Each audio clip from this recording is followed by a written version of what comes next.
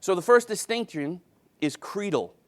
We hold to the historic creeds of the Catholic Church, like the Apostles' Creed, the Nicene Creed, the Chalcedonian Creed, and the Athanasian Creed.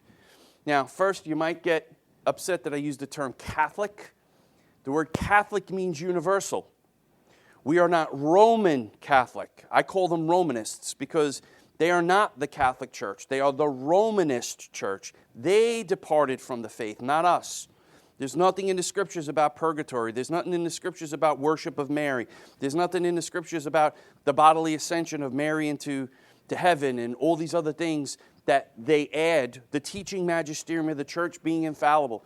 These are all things they add to the Scriptures. So we are the Catholic Church. Don't give them the benefit of saying that they're the Catholic Church. We are. They've departed from the faith. So we hold to the creeds, the historic creeds of the church, and we recite the Apostles' Creed the first Sunday of every month. The term creed is derived from the Latin word meaning I believe, credo. Creeds are considered authoritative pronouncements that set forth the central article or tenets of the historic Christian faith. They are what you must believe in order to be orthodox. In order to be an orthodox Christian, you must hold to the creeds of the church.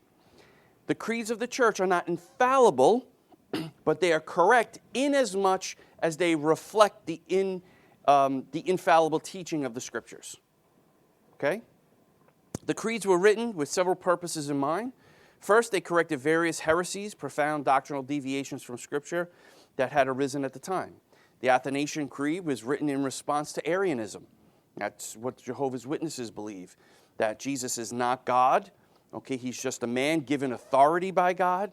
So the creeds actually were written sometimes in response to doctrinal errors that were being put forth in the church.